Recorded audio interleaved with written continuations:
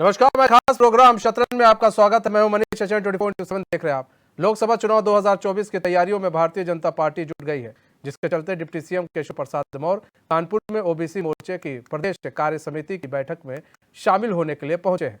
उसके बाद साकेत नगर स्थित एक होटल में आयोजित राष्ट्रपति के अभिभाषण गोष्ठी के कार्यक्रम में वो शामिल हुए। इस दौरान केशव प्रसाद मौर्य ने कहा कि पीएम सबका साथ सबके विकास के साथ मिलकर काम कर रहे हैं। डिप्टी सीएम केशव प्रसाद मौर्य ने कहा कि पीएम नरेंद्र मोदी ओबीसी के सबसे बड़े नेता है। सभी जातियां बीजेपी के साथ है, जिसके चलते 2024 के लोकसभा चुनाव में यूपी 80 में से 80 सीट बीजेपी गठबंधन के जीतने का लक्ष्य है। 2024 में पीएम नरेंद्र मोदी के नेतृत्व में 400 सीट वाली सरकार बनेगी। उप मुख्यमंत्री केशव प्रसाद मौर्य ने अखिलेश यादव पर हमला बोलते हुए कहा कि वो न पिछड़ों के नेता थे, न है, न कभी हो सकते हैं। एक परिवार पिछड़ा वर्ग का नेता नहीं हो सकता। उन्होंने कहा कि हो सकता है सपा के कुछ करीबी यादव ही उन्हें वोट दे, लेकिन यादव जितने जातिवाद व राष्ट्रवादी भी हैं, इसलिए ज्यादातर लोग बीजेपी को वोट देंगे। अखिलेश यादव कभी प्रधानमंत्री नहीं बन सकते। सबसे ताकतवर प्रधानमंत्री नरेंद्र मोदी हैं। वह अखिलेश यादव ने भी बीजेपी पर निशाना साधते हुए जातिगत जनगणना कराने की मांग की है।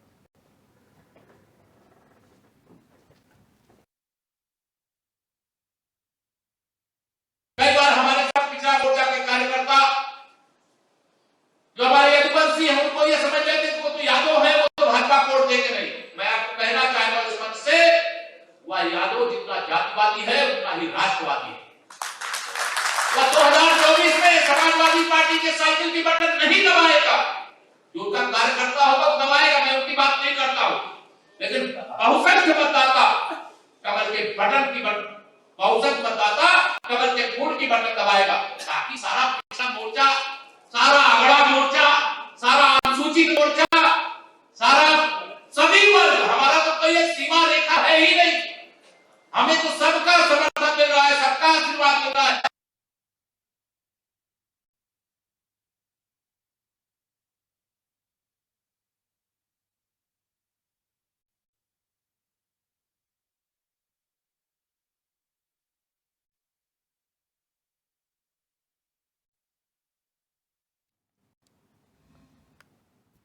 तो हम चर्चा की शुरुआत करते हैं। जब आगे बढ़ाते हैं, हमारे साथ हमारे मेहमान भी जुड़ चुके हैं। हरीशचंद्र श्रीवास्तव जुड़ चुके हैं, बीजेपी प्रवक्ता है। बिल्किस चौधरी जुड़ चुकी हैं, कांग्रेस नेत्री है। मुमताज पठान जुड़ चुके हैं, जो कि सपा के नेता है। आप सभी मेहमानों का स्वागत है एचएन में।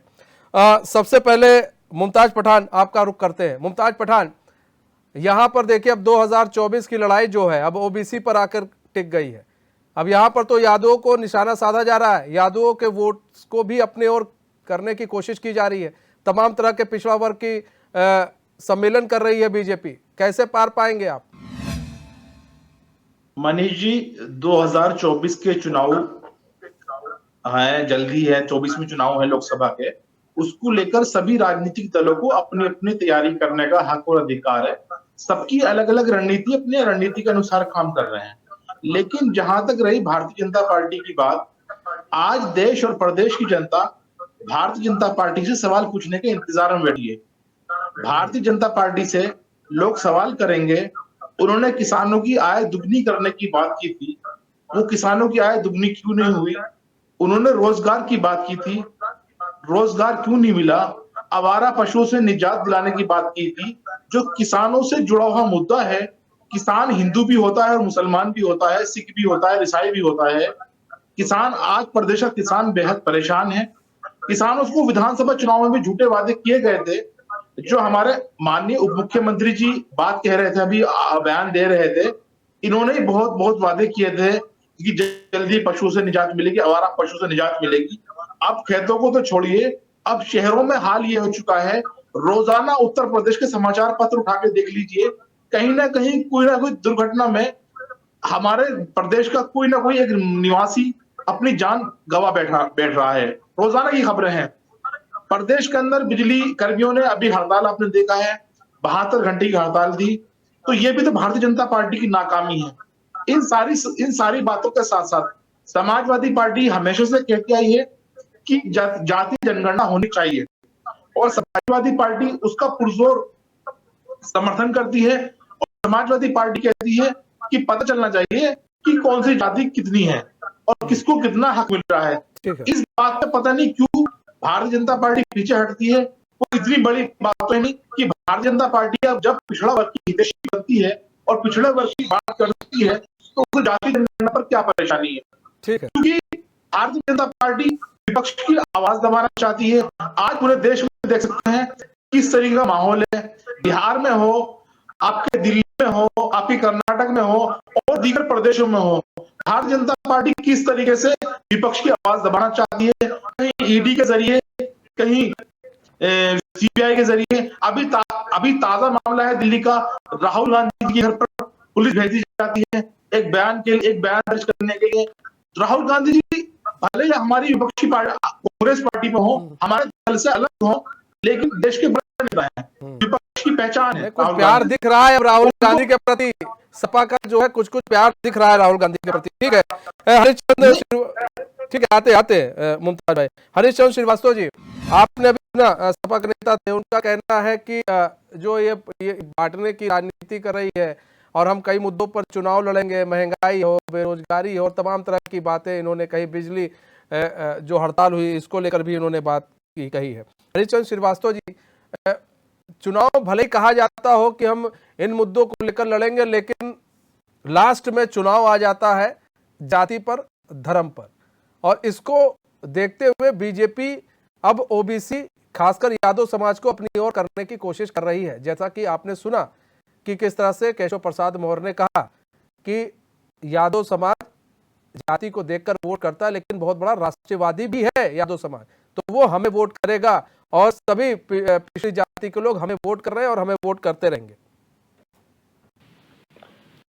निश्चित रूप से देखिए, बांटने की राजनीति तो कांग्रेस और समाजवादी पार्टी जैसे दल करते रहे, जिनकी पूरी राजनीति को अगर आप देखें तो केवल जात पात के गठजोड़ पर और मुस्लिम तुष्टीकरण की नीति पर आधारित थी। इनकी सारी नीतियों को खारिज करके देश और प्रदेश की जनता ने सबके साथ सबके विकास, सबके प्रयास और सबके विश्वास का जो देश के प्रधानमंत्री आदरणीय मोदी जी का संकल्प है उसके साथ खड़ी हुई। आज देश और प्रदेश की जनता सुशासन और विकास के साथ खड़ी है, भ्रष्टाचार मुक्त व्यवस्था और अपराध मुक्त व्यवस्था के लिए कार्य कर रही है। ऐसे में ये जो विभिन्न राजनीतिक दलों की एक्सरसाइज है, लोकतंत्र है, सबको अपनी अपनी हित नीति रणनीति बनाने की स्वतंत्रता है, लेकिन फैसला जनता जनार्दन करती है और जनता जनार्दन कभी भी जंगल राज के पक्ष में खड़ी नहीं हो सकती, कभी भी जो भ्रष्टाचार घोटाले की संस्कृति के प्रति नहीं खड़ी हो सकती। तो ऐसे में मैं ये पूरे भरोसे से कह सकता हूँ कि 2024 का लोकसभा चुनाव जब भी होगा, भारतीय जनता पार्टी को इस देश की जनता का भरपूर समर्थन और सम्मान मिलेगा। अभी हालिया चुनाव पिछले साल हुए थे 2022 में उत्तर प्रदेश विधानसभा के, उसके पहले भी समाजवादी पार्टी अति आत्मविश्वास के साथ रह रही थी। 2019 में इस तरह से बहन मायावती के साथ गठबंधन बनाकर मुख्यमंत्री पा लेते चले जाइए। तो कुल मिला करके जो जनता जनार्दन का जो रुख है वो सुशासन के प्रति है, विकास के प्रति है, सबके साथ सबके विकास के प्रति है और देश की समृद्धि और खुशहाली के लिए मोदी और योगी जी के नेतृत्व को के साथ मजबूती के साथ समर्थन और उत्साह से। बिल्किस चौधरी, देखिए बात की जाए 2024 के चुनाव की तो कांग्रेस चाह रही थी गठबंधन के लिए, लेकिन सपा ने मना कर दिया, भैया हम गठबंधन नहीं करेंगे, फिलहाल हम देखेंगे, अगर सही लगा तो देखा जाएगा, क्योंकि कांग्रेस जो है वोट काट लेती है, कांग्रेस वोट दिला नहीं पाती, हमारे वोटर इनकी तरफ चले जाते हैं, लेकिन इनके जो वोटर हैं वो हमारी तरफ आ ही नहीं पाते हैं, ना ही वो वोट दिला पाती है। वही कांग्रेस किस मुद्दों को लेकर जाएगी, क्योंकि लास्ट में तो ये है कि ओबीसी और इस पर चुनाव होने लगते हैं, तो कांग्रेस कैसे उत्तर प्रदेश के अंदर अपनी जमीन को मजबूत करेगी? पहली बात तो आपने जो बताया कि कांग्रेस ने कहा गठबंधन कर लीजिए, सपा ने मना कर दिया, ये बात आपके सामने तो नहीं गई। क्या पता क्या रणनीति रही है कांग्रेस की और समाजवादी पार्टी की, एक बात। दूसरी बात, आपने जो कहा है कि अपनी जमीन कैसे बनाएंगे। हम एक केवल उत्तर प्रदेश में नहीं, हमें पूरे भारतवर्ष की चिंता है और उसके लिए राहुल जी ने अभी ये भारत जोड़ो यात्रा का जो है शुभारंभ किया है, कन्याकुमारी से कश्मीर तक। उनका सबसे पहला उद्देश्य है कि हम लोगों को राजनीति नहीं, हमें लोगों को लोगों से जोड़ना चाहिए। जो भाजपा के लोगों ने आदमी के दिलों में जो खाई पैदा की है, भाई को भाई से लड़ाने का काम किया है, उसको खत्म करके भाई को भाई से मिलाया जाए। आपस में ये जो हिंदू मुस्लिम सिख ईसाई है, इसको खत्म किया जाए। गरीब अमीर का भेद है वो मिटाया जाए। सबको एक प्लेटफॉर्म पे लाके सबको भाई से भाई को मिलाने का काम राहुल गांधी जी कर रहे हैं और इसको सब पार्टियों ने सराहा है, सबने समर्थन दिया है, क्योंकि ये एक इंसानियत के नाते किया है उन्होंने, ना कि पॉलिटिकल स्टंट था। नहीं बिल्किस जी, कई विपक्षी पार्टी तो इससे दूर रही है। अगर एक दो लोगों को छोड़ दिया जाए तो विपक्षी पार्टी ममता बनर्जी दूर रही, लोगों के नहीं, सभी ने सराहा सपा है। नेता सपा पार्टी दूर रही। नहीं, आप ऐसा नहीं कह सकते, आप ऐसा नहीं कह सकते। ऐसा हो सकता है किसी स्टेट में, किसी जिले में नहीं गए हो। हमारे यहाँ मुजफ्फरनगर में समाजवादी पार्टी के लोग शामिल हुए हैं, हमारे यहाँ जो है किसान यूनियन के लोग शामिल हुए हैं, हमारे यहाँ लोक दल के लोग शामिल हुए हैं और सभी ने लेटर भेजकर, अखिलेश जी ने भी लेटर भेजकर जो है उनको बधाई दी और कहा एक अच्छा सराहनीय कार्य है। तो इसमें आप ये गलत कह रहे हैं कि इससे दूरियां बनाई हैं, क्योंकि ये एक पॉलिटिकल स्टंट नहीं था, ये एक अभियान था भाई से भाई को जोड़ने के लिए। लेकिन वो अखिलेश यादव तो कह रहे थे ना ये तो पॉलिटिकल ही है, उन्हें तो पॉलिटिकल लग रहा है। और ठीक है, उन्होंने कहा था कि ठीक है वो यात्रा निकाल रहे हैं तो हमारी बधाई है, लेकिन हम इस यात्रा में शामिल नहीं हो सकते हैं, क्योंकि कहीं ना कहीं राहुल गांधी के नेतृत्व को स्वीकार नहीं करना चाह रही थी ना। नहीं, आप ये अपने आप कैसे कर सकते हैं, तो स्वीकार नहीं करना चाहते। अरे मैडम ये खुद ही कह रहे हैं लोग। इसमें ये जो यात्रा थी, इसमें नेतृत्व की क्या थी? इसमें तो राहुल गांधी चल रहे थे, उनके साथ सब चले हैं, गरीब चले हैं, अमीर चले हैं, बुजुर्ग चले हैं, अपाहिज चले हैं, इसमें अनेकों पार्टियों से चले हैं, सामाजिक संस्था जो चला रहे हैं, जो जुड़े हुए हैं सामाजिक संस्थाओं से, वो चले हैं। इसमें आप ये नहीं कह सकते कि कोई राजनीतिक पार्टी जुड़ी है, नहीं जुड़ी है, कोई एक विशेष वर्ग जुड़ा है, या हिंदू जुड़ा है, मुस्लिम जुड़ा है, सिख जुड़ा है, इसमें सभी लोग जुड़े हैं। आप इसको तो एक राजनीतिक स्टैंड लेके देखे ही ना, ये तो एक कार्य था भाई को भाई से जोड़ने का। ठीक है, लेकिन बिल्किस चौधरी जी बार बार अगर सुनिए, एक कह रहे हैं आप, हमने एक यात्रा निकाली और उस यात्रा को निकाला और भाई से भाई जोड़ने की बात कही गई और यात्रा को राजनीतिक मोड़ ना दिया जाए, लेकिन पूरे यात्रा भर में और अभी तक उसका राजनीतिकरण आप ही लोग कर रहे हैं, कोई और नहीं कर रहा, आप ही लोग कर रहे हैं। यहाँ जितने मेहमान है उससे वो वाकिफ होंगे, उसमें कोई दो राय नहीं है, राजनीतिकरण आप लोग कर रहे हैं। अच्छा काम, देखिए मैं राजनीति नहीं कर रही हूँ, मैं कह रही हूँ अच्छा काम ये सभी पार्टियों को करना चाहिए। कोई वो ये हम बताएंगे नहीं तो कैसे पता चलेगा? जो लोग नहीं जुड़े हैं उन्हें कैसे पता चलेगा क्या भाई से भाई को जोड़ने के लिए एक कदम उठाया गया है? कितने भाई जोड़ दिया बिल्किस जी, कितने भाई जुड़ गए? आप देखिए, आपने देखा होगा, वैसे तो न्यूज चैनल बहुत कम दिखाते हैं, ये बात राहुल जी ने भी कही होगी कि अगर राहुल गांधी जी की तो बात ही छोड़ दीजिए, बहुत कुछ कहते हैं। बिल्कुल जी, राहुल गांधी बहुत कुछ कहते हैं, उनको तो लोकतंत्र खतरे में है, वो सब कहते हैं। राहुल जी पैदल इतनी सर्दी में, इतनी गर्मी में, इतनी बरसात में चले हैं, उनके साथ राहुल जी नहीं, उनके साथ कांग्रेसी नेता बहुत चले हैं, लेकिन ये किसी चैनल ने हाईलाइट नहीं किया। किसने नहीं किया? बिल्किस जी हमने दिखाया, करते हैं बिल्किस जी हम लोगों ने दिखाया, सबने दिखाया, जितने चैनल थे मेरे ख्याल से सबने उनके बयानों को दिखाया, उनको दिखाया। इतना नहीं दिखाया जितना वो डिजर्व करते। अब आप चाह रही थी कि 24 घंटा चैनल पे राहुल गांधी को दिखाते हैं ना? मोदी जी बैठते हैं गाड़ी में, सिर्फ हाथ हिलाते हैं, या कोई और भाजपा का नेता प्रधानमंत्री है बिल्किस जी, वो प्रधानमंत्री है, इस बात को समझिए बिल्किस जी, वो प्रधानमंत्री है, प्रधानमंत्री से आप राहुल गांधी की तुलना नहीं कर सकती है। स्वागत किया, इतनी ठीक है बिल्किस जी, आप ये लोग बताने, वो प्रधानमंत्री है, प्रधानमंत्री से राहुल गांधी की तुलना नहीं कर सकती है। ठीक है, मुमताज पठान जी, देखिए अभी बिल्किस चौधरी को लग रहा है कि भाई हमने जो यात्रा निकाली थी उस यात्रा का उन्हें बेनिफिट मिलेगा, लेकिन अगर हम बेनिफिट की बात करें तो अभी पीछे आपने हाल में देखा तीन राज्यों में चुनाव हुए, धाराशायी हो गई कांग्रेस। अच्छा, उत्तर प्रदेश के अंदर कहा जाता है कि सपा और बसपा दो क्षेत्रीय पार्टी बड़ी मजबूत है और बीजेपी और कांग्रेस एक राष्ट्रीय पार्टी के रूप में है, लेकिन अगर एक राष्ट्रीय पार्टी के रूप में बात करें तो कांग्रेस काफी ज्यादा पीछे चली गई है।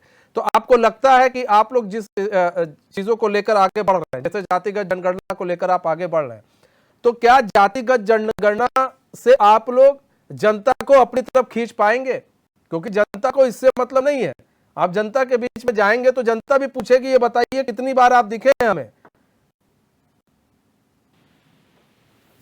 जातिगत जनगणना की आवश्यकता बहुत जरूरी है, बहुत आवश्यक है, क्योंकि जनता पार्टी हमेशा से जो ओबीसी जातियां हैं उन्हें बरगलाने का काम करती है, एक जाति को दूसरी जाति के खिलाफ भड़काने का काम करती है। हमारे प्रदेश के मुख्यमंत्री जी ने अभी विधानसभा सत्र के दौरान एक बयान दिया था कि 46 में से 56 एसडीएम यादव थे, जो कि बयान बिल्कुल सरासर गलत था, उसकी तस्दीक भी हो गई थी। तो इस तरीके के बयान देते हैं, तो इसलिए आवश्यक है कि ओबीसी में जितनी जातियां हैं उनकी जनगणना हो, उनकी संख्या का असर पता चले और पता चलने के बाद उन्हें सबको हिस्सेदारी मिले, क्योंकि भारतीय जनता पार्टी किस तरह की हिस्सेदारी की बात कर रहे हैं मुमताज भाई? किस तरह की हिस्सेदारी की बात कर रहे हैं? जो भारतीय जनता पार्टी बाकी ओबीसी जातियों को एक के खिलाफ दूसरे को, दूसरे के खिलाफ तीसरे को जो लड़ाने का काम करती है, कहती है कि सारा ओबीसी का जो रिजर्वेशन है वो लोग खा गए या वो मलाई वो खा गए, इस तरीके की तो बातें करती है भारतीय जनता पार्टी। तो उसके लिए जातीय जनगणना पूरे देश में होना आवश्यक है। ठीक है, और समाजवादी पार्टी इसका पुरजोर समर्थन करती है। चलिए जातिगत मुमताज भाई जातिगत जनगणना हो गई, मान लीजिए जातिगत जनगणना हो गई, उसके बाद क्या? उसके बाद आपको पता चल गया यादव कितने हैं, आपको पता चल गया शूद्र कितने हैं, आपको पता चल गया एसटी एससी कितने हैं, उसके बाद क्या? भारतीय जनता पार्टी जो झूठी बातें, झूठी अफवाहें फैलाती वो है, तो ठीक है, वो जब भारतीय जनता पार्टी झूठ फैलाने दीजिए, उसके बाद क्या मुमताज भाई? जातिगत जनगणना के बाद क्या करेंगे आपके नेता, हम ये जानना चाह रहे हैं। फिर जो वर्ग कमजोर होंगे, जो वंचित वर्ग होंगे, उन्हें प्राथमिकता आधार पर सरकारें उनके लिए योजना बनाए और उनके लिए काम करें। तो मतलब कौन वर्ग आपको लग रहा है कमजोर है और कौन वर्ग बड़ा मजबूत है? देखिए, भारतीय जनता पार्टी ने तो पिछड़ा वर्ग के लिए कुछ नहीं किया, जो किया है समाजवादी पार्टी सरकार। हम जानना चाहेंगे आपने क्या किया है, 5 काम गिना दीजिए मुमताज भाई, आप बता दीजिए। भारतीय जनता पार्टी ने नहीं किया छोड़िए, आप बता दीजिए आपने क्या किया था, तभी तो लोग आपकी तरफ आएंगे। मनीष जी, नेताजी ने ही सबसे पहली बार पिछड़ा वर्ग की 14 जातियों को एससी का दर्जा दिया था। नेताजी ने, हम अभी अखिलेश यादव की बात बताइए, अखिलेश यादव की। अखिलेश यादव नेताजी अलग अलग कोई है? तो बिल्कुल अलग है, नहीं बिल्कुल अलग है, वो अलग मुख्यमंत्री थे, अलग मुख्यमंत्री है। बाप बेटे का रिश्ता तो वो तो बाद में होता है, घर में होता है, लेकिन वैसे तो वो अलग मुख्यमंत्री थे, वो अलग मुख्यमंत्री थे ना। नेताजी ने क्या किया छोड़िए, अखिलेश जी ने क्या किया ये बताइए। अखिलेश जी ने जो पिछड़ा वर्ग में हमारे केवट मल्ला कश्यप आते हैं, उनके लिए जगह जगह शॉपों का इंतजाम किया था। कौन से शॉप का इंतजाम किया था? कौन से शॉप का इंतजाम किया था? आप लखनऊ में जाके देख सकते हैं, आवंटित हुई थी। जो हमारा मत्स्य पालन से संबंधित लोग हैं, उनके लिए दुकानें आवंटित हुई थी। मुमताज भाई देखिए, किसान जी, पिछड़ा वर्ग, एससी एसटी, इन सबकी बात सभी कर लेते हैं, लेकिन जब बात आ जाती है धरातल पर तो कोई कुछ कर नहीं पाता है, ना कोई कुछ करता है। जातिगत जनगणना आप करा भी लेंगे तो आप लोग के पास एक ब्लूप्रिंट नहीं है कि आप ये कह सकें, ये बता सकें कि हम इनके लिए ये काम करके देंगे। ठीक है, हम हरीशचंद्र श्रीवास्तव जी जातिगत जनगणना की मांग कर रही है सपा, आपको क्या लगता है जातिगत जनगणना होने के बाद क्या होगा और क्यों नहीं सरकार कराने के लिए तैयार हो रही है? सवाल पूछ रहे थे, एक भी जवाब समाजवादी पार्टी के प्रवक्ता दे पाए क्या? और मैं ये आपके चैनल के माध्यम से सवाल पूछना चाहता हूँ कि जो लोग ओबीसी पिछड़े सबकी बहुत बातें करते थे, समाजवादी पार्टी में क्या एक भी ओबीसी का कोई व्यक्ति किसी को टॉप जॉब के लिए ये दे सकते हैं, किसी को नामित कर सकते हैं? और एक ही परिवार के 3 लोग बैठ करके पूरी पार्टी का निर्णय करने वाले लोग तरह तरह की बातों करके केवल लोगों में भ्रम फैलाना चाहते हैं। आपके सवाल का अगर उन्होंने कुछ काम किया होता पिछड़ों के लिए, तो इसका जवाब इनके पास होता। मैं आपको बताता हूं कि भारतीय जनता पार्टी 2014 में मोदी जी जब से आए हैं, आप देखिए कि कोई ऐसा जाति वर्ग समूह नहीं है, वो छोटे से छोटे जाति वर्ग समूह के लोगों को भी प्रतिनिधित्व देना, उनको सम्मानित स्थान देना, सत्ता शासन के निर्णय में भागीदारी देना, ये भारतीय जनता पार्टी ने किया। क्योंकि लोकतंत्र का असली मायने ये है कि सभी की शासन सत्ता में भागीदारी हो, सभी को सम्मान हो और सभी को समान अवसर हो। वो काम भारतीय जनता पार्टी करके दे रही है। और राहुल गांधी जी भारत जोड़ो कर रहे थे, लेकिन अभी 3 पूर्वोत्तर राज्यों के चुनाव हुए हैं और पूर्वोत्तर राज्यों के नागालैंड, मेघालय और त्रिपुरा के रिजल्ट को के आईने में कांग्रेस पार्टी को अपनी नीति, रीति और कार्यक्रमों को देख लेना चाहिए।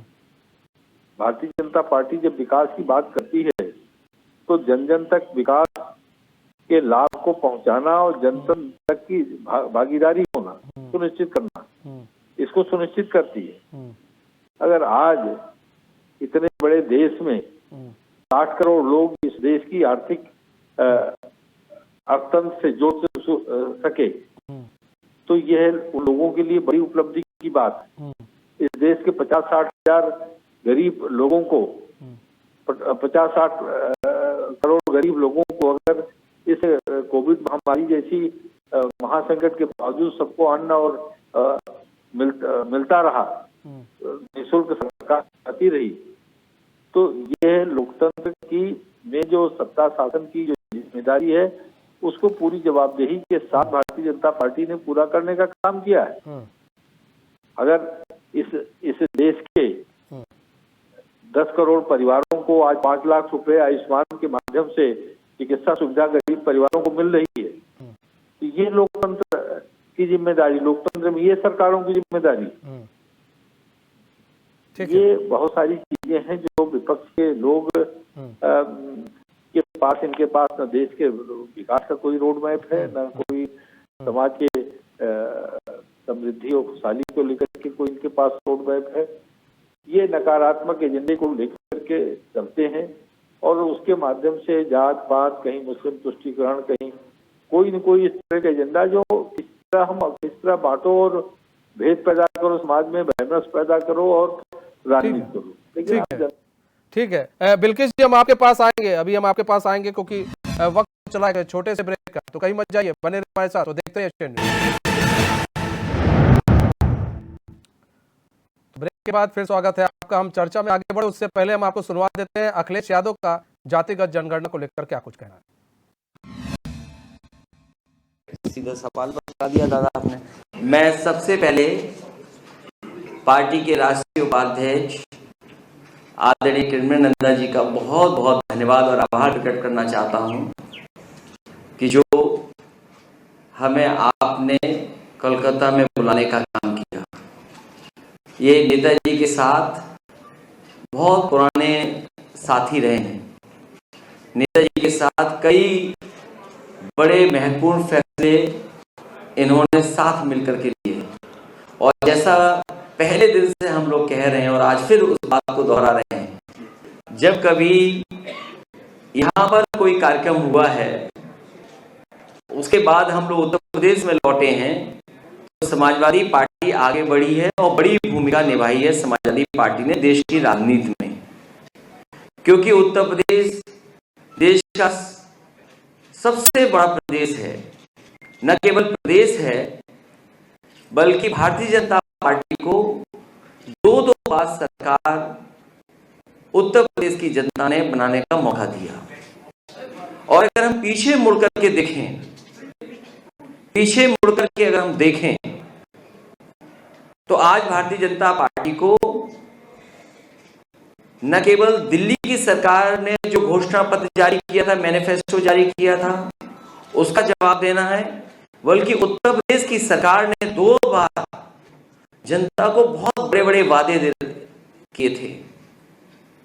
इसलिए आज जनता को जवाब देना पड़ेगा और मुझे पूरा भरोसा है कि समाजवादी पार्टी की जो राष्ट्रीय कार्यकारिणी यहाँ बैठी है, हमारी पार्टी का नेतृत्व यहाँ बैठा है, उसने सबने मिलकर के यही फैसला लिया है कि उत्तर प्रदेश में समाजवादी पार्टी के साथ जो गठबंधन है, जो गठबंधन दल हैं, उनसे मिलकर के 80 की 80 सीटें भारतीय जनता पार्टी को हराने का काम करेंगे। आज महंगाई चरम सीमा पर है, बेरोजगारी चरम सीमा पर है और अन्याय भी चरम सीमा पर है। हालांकि उत्तर प्रदेश के बारे में मैं ये कह सकता हूं, दिल्ली और यूपी की सरकार होने के बाद 2-3-4 महत्वपूर्ण डिपार्टमेंट्स हैं। उदाहरण के लिए पीडब्ल्यूडी डिपार्टमेंट, अभी बजट पास हुआ, 30% पैसा खर्च किया। जो स्वास्थ्य विभाग है, हेल्थ डिपार्टमेंट है, मेडिकल एजुकेशन डिपार्टमेंट है, उसमें 40% केवल खर्च कर पाए। अभी बिजली विभाग का सबसे बड़ा संकट पैदा कर दिया।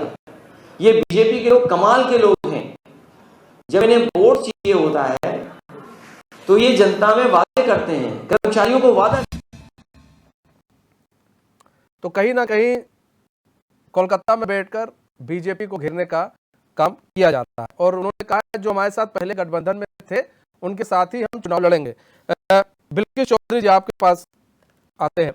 बिल्किस चौधरी जी, देखिए सबसे बड़ा सवाल ये है कि आपने बेटी हूं लड़ सकती हूं का नारा दिया था विधानसभा चुनाव में, लेकिन हासिल कुछ नहीं हुआ और अब आप लोग किस नारे के साथ चुनाव लड़ेंगी? क्योंकि उत्तर प्रदेश कहते हैं, उत्तर प्रदेश जिसने जीत लिया उसने केंद्र को जीत लिया। तो उत्तर प्रदेश को जीतने के लिए अब आप लोग किस तरह से दमखम लगाएंगी? क्योंकि इधर तो ऑलरेडी दो बसपा और बसपा दो एक मजबूत क्षेत्रीय पार्टी है, पहले इनको पार पाना पड़ेगा आपको, उसके बाद बीजेपी से लड़ाई है आपकी। देखिए, सबसे पहले तो हमारी अच्छी बात जो आपने अपने मुंह से कह दी कि आपने एक वादा किया था, लड़की हूँ लड़ सकती हूँ। हमने 40% महिलाओं को टिकट देने का वादा किया था। हमने ये नहीं कहा था कि हम जीतेंगे। दीदी ने जो वादा किया था कि 40% महिलाओं को टिकट दिया जाएगा और एक नारा दिया था लड़की हूँ लड़ सकती हूँ, तो वादा हमने निभाया। हमने 40% महिलाओं को टिकट दिया, हमने उन्हें लड़वाया। वो किस्मत की बात है, वो जनता की बात है। जनता ने किसे पसंद किया, किसे नहीं पसंद किया, या किस्मत की बात है कौन जीता कौन हारा, या ऐसा आप समझ सकते हैं कि वोटिंग मशीन का था या कुछ और कोई और वजह रही होगी। लेकिन हमने अपना वादा निभाया, लड़की हूँ लड़ सकती हूँ को हमने निभाया। हम भारतीय जनता पार्टी की तरह वादे करके उन्हें ये नहीं कहते कि जुमला था, जैसे कि 15 लाख रुपए का वादा, जैसे कि बेटी पढ़ाओ बेटी पढ़ाओ। कहाँ कितनी लड़कियों को स्कॉलरशिप मिल रही है, कितनी लड़कियों पर जो है जॉब दी जा रही है, कितनी लड़कियों को घरेलू उद्योग में जो है काम दिया जा रहा है, कितनी लड़कियों को जो है सर्विसेज में जो है आगे बढ़ने का मौका दिया जा रहा है। लड़कियों को जलाया जा रहा है घर खाली करने के नाम पर, लड़कियों पर डंडे बसाए जा रहे हैं अपना हक मांगने के नाम पर, औरतों पर अत्याचार हो रहा है अपना हक मांगने के नाम पर। तो अगर उन्हें याद दिलाए जाते हैं तो जुमला बताते हैं। गैस सिलेंडर 350 रुपए 400 रुपए था तो इनके सभी नेता सड़कों पर बैठते थे, रोते थे, हाहाकार मचाते थे। आज गैस सिलेंडर कहाँ है, बेरोजगारी कहाँ है? बिल्किस जी, तो आप लोग कहाँ हैं? हम ये जानना। बिल्किस जी, किसान दुखी है, आज बिल्किस दुखी है, ठीक है। आज बिल्किस जी, आप लोग कहाँ हैं? जी, आप लोग कहाँ हैं? मतलब कांग्रेस कहाँ है? ये लोग तो चलिए हो हल्ला करते थे, जब आप लोग की तरफ से अगर कुछ भी बढ़ जाता था पैसा तो ये लोग हो हल्ला करते थे। हम लोग कार्य करने में विश्वास करते हैं, हम हल्ला करने में विश्वास नहीं करते। तो जनता विश्वास कैसे करेगी जब जनता के मुद्दे आप सड़कों पर उठा ही नहीं पाएंगे? तो विश्वास कैसे करेगी? जब हम लोग सत्ता में आएंगे तो जो हमने वादे किए हैं वो तो पूरे करेंगे ही। कई वादे आपने किए थे, इसी सत्ता दो बार से सत्ता से बेदखल हो रहे हैं आप लोग बार बार यही चीज लेकर जा रहे हैं ना कि हमने जो वादे किए थे तमाम तरह के मैनिफेस्टो बना देते हैं, लेकिन फिर बाद में कुछ ऐसा हो जाता है, कुछ ऐसा क्या राहुल गांधी जैसे बयान आ जाता है, फिर सारी चीजें पलट जाती हैं आप लोग की। अच्छा, एक चीज और भी मैं आपको बता दूं, बिल्कुल एक चीज और भी बता दें आपको, वादे करते हैं हम उनको निभाने का पूरा प्रयास करते हैं। लेकिन जब और आगे भी लोकतंत्र अगर को हमें खतरे में मौका बता मिला तो देंगे, पूरा निभाएंगे। जब आप विदेश में जाकर लोकतंत्र को खतरे में बता देंगे, यहाँ पर आपको प्यार मिल रहा है, विदेश में लोकतंत्र खतरे में है, तब जनता आपसे सवाल पूछेगी। नहीं, एक आप या भाई साहब, मुझे ऐसा लगता है कि बीजेपी की प्रवक्ता की तो मुझे आवाज नहीं आ रही, लेकिन तो आप बीजेपी के प्रवक्ता की तरह आप बिल्कुल क्वेश्चन और सवाल कर बिल्किस रहे जी, हैं। आप कुछ भी कह सकते हैं कांग्रेस के लोग। अब हम लोग भी आदी हो गए, कुछ भी कहिए नहीं, आप चलेगा। अब आप लोग का हो गया है, मेरे ठीक है। साथ अच्छा बिल्किस जी, आपने ठीक है, नहीं कहा हो गया कि कांग्रेस ठीक है, मेरी बात तो सुनिए आप। करती है। नहीं बिल्कुल नहीं। बिल्किस जी, सुनिए ना आप। देखिए, हम नहीं कह रहे बिल्किस जी, ये आप लोग को लगता है, आप लोग का दर्द है, आप लोग बोल नहीं पा रही हैं।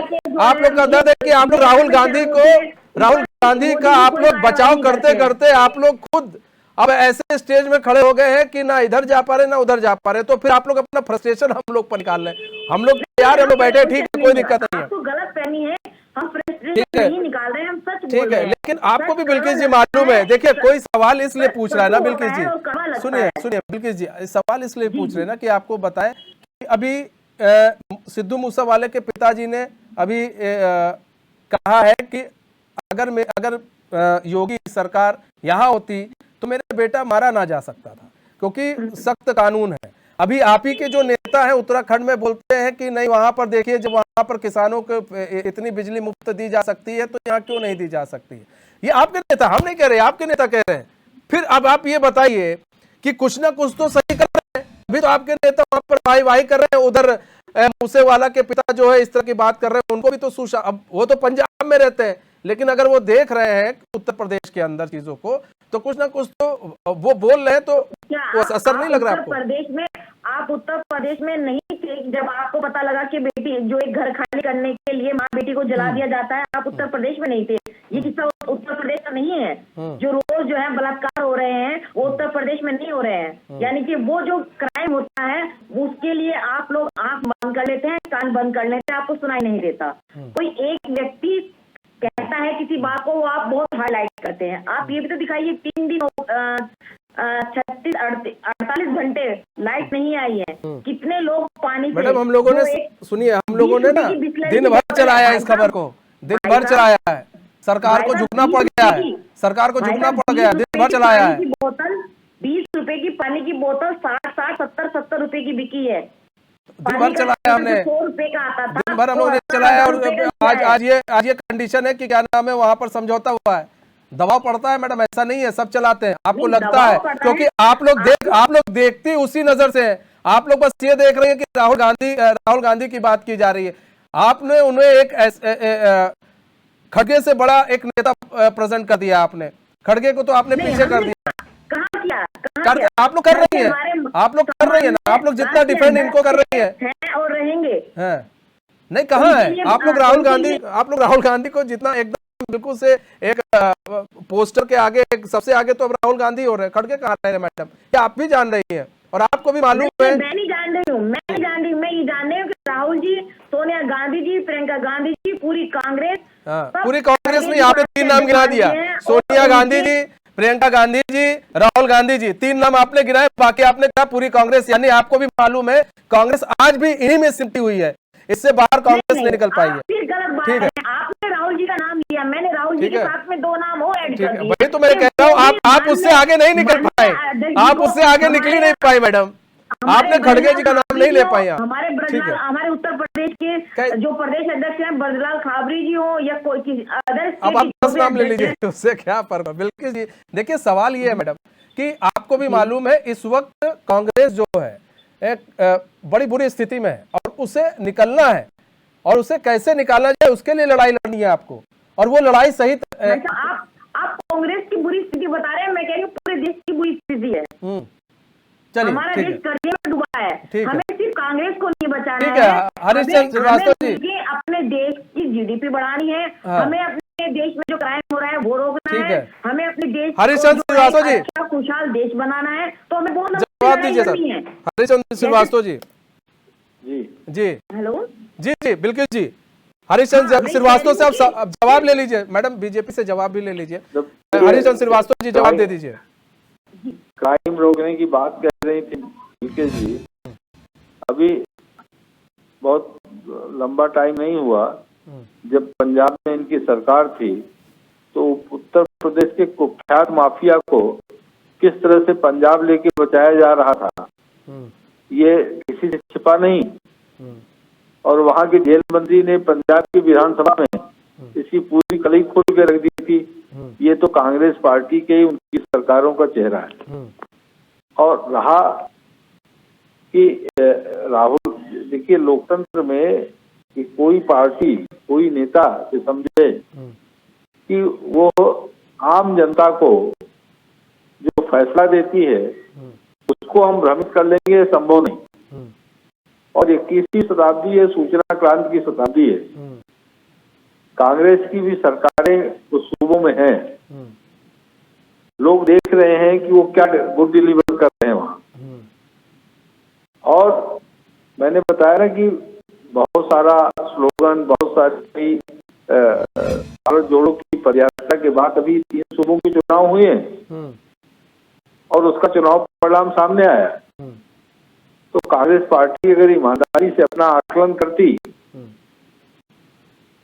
तो संभव है कि उसको कुछ रास्ता मिलता, लेकिन केवल नकारात्मक एजेंडा लेकर के और जो मोदी जी की सरकार है उसके अच्छे कामों को लेकर के भी जिस तरह से पूरे देश और देश के बाहर भी एक निगेटिव वातावरण पैदा करने के, एक निगेटिव एजेंडा लेकर के चलने का प्रयास कांग्रेस करती है, जनता 0 नंबर दे देती है। उत्तर प्रदेश के विधानसभा के चुनाव में कांग्रेस पार्टी को कितनी सीटें मिली ये किसी से छिपा नहीं, कितना % वोट मिला है किसी से छिपा नहीं। और तो मुझे लगता है कि जितने भी भ्रम और झूठ का फैलाने का प्रयास विपक्ष करे, लेकिन जनता जनार्दन सही समय पे सही फैसला लेती है। और ठीक है, मुमताज पठान जी, अभी तक SC ST पर लड़ाई थी, अब OBC पर लड़ाई आ गई है।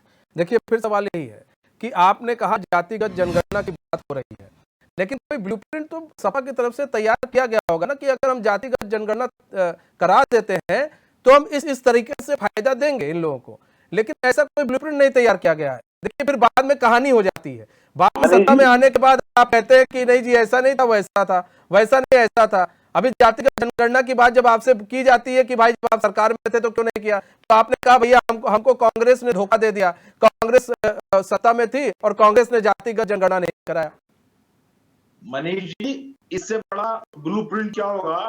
समाजवादी सरकार ने 17 पिछड़ा वर्ग की जातियों को अनुसूचित जाति का दर्जा देने के लिए समाजवादी पार्टी ने प्रस्ताव बनाकर भेजा और भारतीय जनता पार्टी ने उसमें हमेशा टंगा डाला। अगर भारतीय जनता पार्टी पिछड़ों की असली हितैषी है तो उसमें क्यों रुकावट डाली भारतीय जनता पार्टी ने?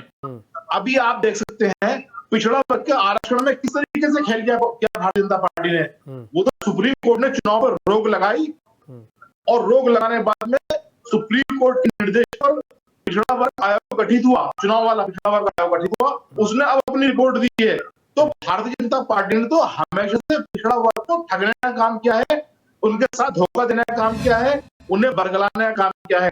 समाजवादी पार्टी का मानना है कि भारतीय जनता पार्टी संविधान विरोधी है। मैं 100% कह सकता हूं भारतीय जनता पार्टी का संविधान में कोई विश्वास नहीं है। ये पिछड़ों का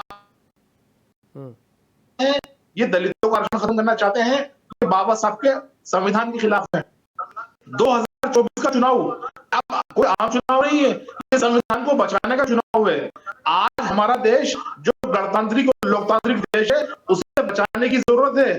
दुनिया की सबसे बड़ी जो लोकतंत्र है हमारा, उस लोकतंत्र को बचाने की जरूरत है। मुमताज भाई 4 बार चुनाव लड़ चुके हैं आप लोग, और चारों बार इसीलिए संविधान को बचाने के लिए ही चुनाव लड़ा गया, लोकतंत्र को बचाने के लिए ही चुनाव लड़ा गया, भाई से भाई को लड़ाने वाली पार्टी के खिलाफ चुनाव लड़ा गया, देश को बचाने के लिए चुनाव लड़ा गया। लेकिन गड़बड़ हो जा रही है ना बार बार बात। समाजवादी पार्टी तो अपनी आखिरी सांस तक देश के संविधान को बचाने का काम करेगी, संविधान को तहफ्फुज़ देने का काम करेगी, सांप्रदायिक ताकतों को रोकने का काम करेगी। आज भी दिल्ली में रामलीला ग्राउंड में किसान इकट्ठे हैं, किसानों की महापंचायत हो रही है, इन्होंने किसानों की आय दुगनी करने की बात की थी, किसानों के साथ भी धोखा किया, छात्रों के साथ भी धोखा किया। अभी आप देख लीजिए किस तरीके से पिछड़ा वर्ग के आरक्षण पर डाका डालकर अग्निवीर और इस तरीके की योजनाएं ला रहे हैं। ये पूरे देश को प्राइवेट सेक्टर में देना चाहते हैं। प्राइवेट सेक्टर में देने से सबसे ज्यादा नुकसान होगा वो SC ST का होगा और पिछड़े वर्ग का होगा। ये पिछड़े वर्ग के हक और अधिकार पर डाका डालना चाहते हैं। ठीक है। बिल्किस चौधरी जी, जनता के बीच में आप कैसे जाएंगी और किस तरह से समझाएंगी कि बीजेपी भाई से भाई को लड़ा रही है, संविधान को खतरा है, किस तरह से समझाएंगे आप लोग? जनता समझ रही है, समझाने की जरूरत नहीं है। देख रही है जनता कि सिर्फ भाईचारा जो है अडानी अंबानी के साथ दिखाया दे रहा भी है और दिखाया जा रहा भी है। तो जनता समझ रही है कि किसके साथ भाईचारा दिखाया जा रहा है। जनता पूछेगी कि आप बताइए, आप जा रहा है, गरीब से कितनी नफरत की जा रही है, गरीब को और कितना मारने का काम किया जा रहा है, ये जनता समझ रही है। नहीं तो जनता तो पूछ लेगी कि हिमाचल में आपकी सरकार बनी, आपने पेट्रोल के दाम क्यों महंगे कर दिए? फिर वहां तो सस्ता कर देना चाहिए था, लेकिन आपने किया नहीं। आप हर सवाल मुझसे जवाब पूछ रहे हैं। आपने बीजेपी के प्रवक्ता से, हम तो बीजेपी से मैडम पूछ ही रहे हैं हम लोग कि आप लोग कैसे लड़ेंगे चुनाव। क्या किया है आपने? जो वो तो आपके सवालों का जवाब भी लिया मैडम, इसलिए हम लोग पूछ रहे हैं क्योंकि देखिए आप लोग, मैं फिर कह रहा हूँ कि हम लोग, सुनिए मेरी बात, ठीक है बिल्कुल जी सुनिए तो, बिल्कुल जी सुनिए तो, बिल्कुल जी सुनिए तो, ठीक है बिल्कुल जी सुनिए। आपको हमारे सवाल तीखे जरूर लग रहे होंगे कि इन्होंने ऐसे सवाल क्यों पूछ लिए, हमसे सवाल क्यों पूछ लिए, बीजेपी से सवाल क्यों। मेरी बात सुनिए, बिल्कुल बात तो सुन लीजिए बिल्कुल जी, बिल्कुल जी बात तो सुन लीजिए, सुनिए अब बात सुनो, मैं आपको पूरी बात भी बता दूं। देखिए नहीं, आप यही तो बात है, आपने जितने सवाल पूछे हरीश श्रीवास्तव जी ने जवाब दिए, मैंने उनसे सवाल के जवाब लिया, उसमें कोई हस्तक्षेप नहीं। मैं आपसे पूछ रहा हूँ, सुनिए नहीं था तब वो देश का प्रधानमंत्री नहीं था जब बिल्कुल जी सिलेंडर 1100-1200 रुपए। वही तो हम कह रहे हैं कि आखिर महंगाई है, आप लोग कैसे लड़ेंगे? महंगाई है, महंगाई को लेकर लड़ाई नहीं हो पा रही है। विपक्ष, हम भी चाह रहे विपक्ष मजबूत विपक्ष हो, जो लड़ाई लड़े, जो महंगाई को कम करवा सके। आपने अभी कहा कि बीजेपी के लोग तब सिलेंडर लेकर सड़कों पर उतर आते थे, उनके वो इतने मजबूत विपक्ष थे कि आपको सड़कों पर ले आते थे कि आप लोग भाई अपना फैसला बदलने पर मजबूर हो जाते थे। लेकिन आप लोग नहीं कर पा रहे ये चीज। भाई महंगाई से हम भी त्रस्त है, हमें सिलेंडर महंगा मिलना हमें भी कोई अच्छा नहीं लग रहा, हम भी पैसा दे रहे दोगुना, लेकिन आप लोग लड़ ही नहीं पा रहे, विपक्ष लड़ ही नहीं पा रहा है। हम सवाल पूछते हैं तो आप कहते, हम सवाल पूछते हैं आप लोग मीडिया पर सवाल उठा देते हैं। राहुल गांधी भी यही काम कर रहे हैं। आवाज को दबाया जा रहा है। कौन दबा रहा है मैडम, कौन दबा रहा है? आप सड़कों पर दिख नहीं रही है, और जब सड़कों पर दिखाए कांग्रेस तब तक मीडिया ने दिखाया है। नेहा राठौर काबा बोलती है यूपी के बारे में, तो उसके हस्बैंड को जो है वहां जहाँ प्रोफेसर थे वहां से उनको हटा दिया जाता है। देखिए सुनिए, एक बिल्किस जी आप भी जान रही हैं कि जिसका जो काम होता है उसको वो काम करना चाहिए, ठीक है? हम इस पर बाद में चर्चा कर लेंगे, लेकिन मैं आपसे यही सवाल कर रहा था, आपको मेरी बात शायद चुप रही हो, लेकिन मैं इसलिए पूछ रहा हूं और इसलिए बोल रहा हूं कि ताकि आप लोग भी कम से कम कुछ मजबूती से चीजों को रख सके जनता के सामने, वरना विपक्ष फिर वही हो जाएगा। अगर बीजेपी फिर आ जाती है, विपक्ष फिर वही हो जाएगा, फिर आप कहेंगे ईवीएम खराब हो गया, ये खराब हो गया। आप लोगों को भी तो तैयारी करनी है क्या? अगर आप बीजेपी क्या हिमाचल की बात नहीं करेगी कि वहां पर क्यों पेट्रोल महंगा कर दिया गया, डीजल दाम महंगा कर दिए गए? आपकी सरकार आई थी, आप कम कर सकते थे, तो आप लोग कैसे काउंटर करेंगे? मेरा सवाल यह है। बिल्कुल जी, आपने बिल्कुल सही बात कही, लेकिन आपको ये चीजें दिखाने की बजाय जहां क्राइम हो रहा है, जहां प्रॉब्लम हो रही है, सब जगह दिखाया जाता है। अब आप लोग यही नजरिया आप लोग क्यों नहीं बदलते हैं? आप लोगों ने एक नजरिया बना लिया है, ठीक है? आपको लगा कि वहां पर किस तरह से वहां पर अधिकारी गए और एक माँ बेटी जल गए और उसको नहीं दिखाया गया, सबसे ज्यादा दिखाया गया, डिबेट हुई उस पर, लगातार 2-3 दिन तक चली वो मामला चला, हमने चलाया, उठाया, सवाल पूछा। मैडम सबसे सवाल पूछा जाता है, आप भी विपक्ष में बैठी है तो ऐसा नहीं है हम आपसे सवाल नहीं पूछ सकते, सवाल तो आप पूछेंगे ना आपसे, विपक्ष मजबूत होना चाहिए। हम आपसे एक रहना कि अगर आप मजबूत नहीं होंगे, मुमताज पठान जी मजबूत नहीं होंगे, तो भाई विपक्ष मजबूत नहीं होगा तो हरीश श्रीवास्तव से कैसे लड़ाई लड़ेंगे आप लोग? कैसे बीजेपी से लड़ाई लड़ेंगे? मेरा सवाल ये है। बिल्कुल, लेकिन विपक्ष मजबूत होगा, लड़ेगा, लेकिन जो सत्ता में है क्या उनका कर्तव्य नहीं बनता कि जो उन्होंने वादे किए हैं झूठे, क्या आपका कर्तव्य नहीं बनता कि उनके वादे उन्हें याद दिलाए जाए ताकि बिल्कुल वो नहीं, जनता उनको याद दिलाते हैं ना। उनको याद दिलाते क्यों नहीं है? भाई महंगाई बढ़ रही है, हम तो खुद कह रहे हैं, हरिचंद श्रीवास्तव जी से हम लोग खुद ही कह रहे हैं कि महंगाई इतनी बढ़ी है, कैसे बढ़ेंगे? आपने जिनको जुमला साबित कर दिया, आपने इतने वादे किए थे, आपके वादे कहाँ गए? आपने एक सवाल उनसे नहीं पूछा। मैडम सारे सवाल उनसे पूछ के हैं। हम लोग प्रदेश आपको चाह रहे हैं सबसे मजबूत हो जाए, ज्यादा कम से कम आप लोग के सवालों से कम ये लोग बच ना पाए। हरिचंद श्रीवास्तव जी, देखिए सवाल बिल्किस चौधरी जी का, जो बिल्किस चौधरी जी कह रही हैं कि भाई सबसे बड़ी चीज ये है महंगाई, बेरोजगारी, महंगाई बढ़ गई है। हरिचंद श्रीवास्तव जी, इसमें कोई दो राय नहीं भैया, हम भी महंगाई में जी रहे हैं, ठीक है।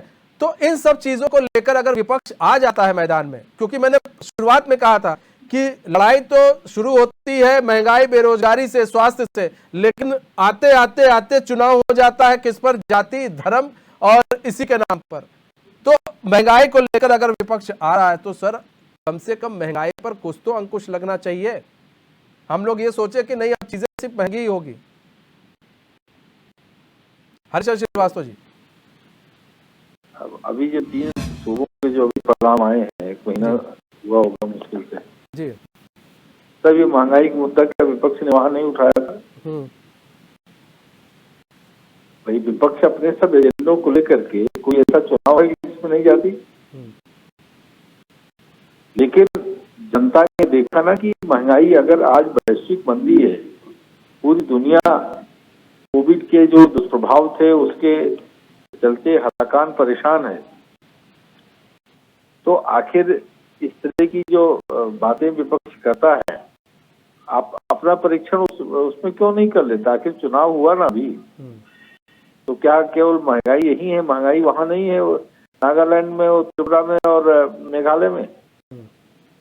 फिर आखिर कांग्रेस को स्पेस वहां क्यों नहीं मिल पाया? ठीक है। क्या कांग्रेस के लोग उसको देश से अलग मान करके वहां प्रचार करने नहीं गए थे? या कर्नाटक में भी चुनाव होने जा रहा है, अगर आप बात कहते हैं तो आप जनता की अदालत में अपनी बात क्यों नहीं रख पाते?